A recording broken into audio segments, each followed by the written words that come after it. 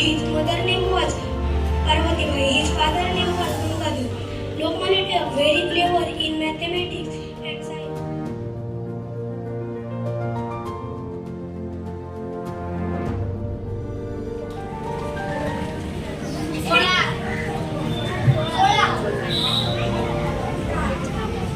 लोकमान्य टिळकांची आपण आज कितवी जयंती साजरी करत आहोत?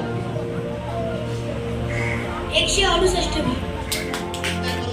1885 साली लोकमान्य टिळक व त्यांच्या सहकार्यांनी कोणत्या कॉलेजची स्थापना केली?